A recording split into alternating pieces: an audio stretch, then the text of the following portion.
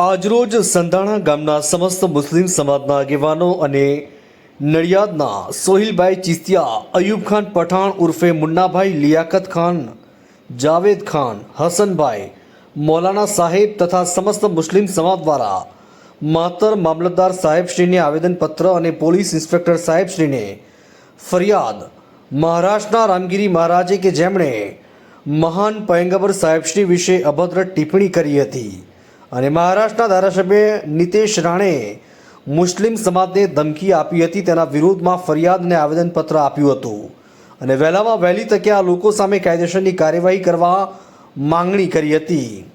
Bureau report, ઓરિકા news. મારું નામ સોહિલ ચિસ્તિયા છે.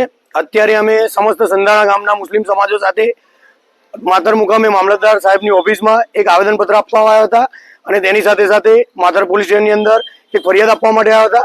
આજે આવવાનું અમારું મુખ્ય કારણ એવું હતું કે થોડા સમય પહેલા એક રામગીરી નામના શખ્સ કે જે પોતાની જાતને મહારાજ બતાવે છે, તેમણે મુસ્લિમ સમાજના મહાન પૈગંબર સલ્લલ્લાહુ અલૈહિ વસલ્લમની શાનમાં અભદ્ર ટિપ્પણી કરી અને તેમની શાનમાં ગુસ્તાખી કરી અને અધૂરું હતું તો મહારાષ્ટ્રના એક ધારાસભ્યએ આવા એક બની બેઠેલા મહારાજને પોતાનું સમર્થન આપ્યું અને મુસ્લિમોને મસ્જિદમાંથી બહાર કાઢીને મારવાની ધમકી આપી. આ બંને શખ્સો સામે અમે કાયદાની મર્યાદામાં બધા સમસ્ત સંધાણા ગામના મુસ્લિમ સમાજ સાથે ફરિયાદ અને આવેદનપત્ર આપવા આવ્યા છે.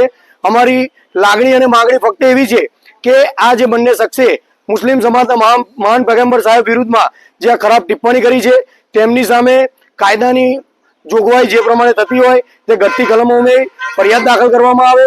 અને મારું મહારાષ્ટ્ર સરકારને પણ કહેવું છે કે જે સીએમ સાહેબે આ એક બની બેઠેલા મહારાજને પોતાનું સમર્થન આપ્યું છે, તો આપ સાહેબ એક સીએમ છો.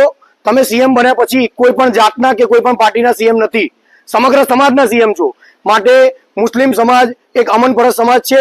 અમે શાંતિ અને ભાઈચારામાં માનીએ છીએ. એટલે અમારી ફક્ત એક લાગણી અને માગણી છે કે આ બંને તત્વો સામે કાયદાની મર્યાદામાં જે પણ ઘટતી કલમો હોય તે દાખલ કરવામાં આવે અને ફરિયાદ દાખલ કરવામાં આવે અને તેના સામે વહેલી તકે કાયદેસરની કાર્યવાહી દાખલ કરવામાં આવે.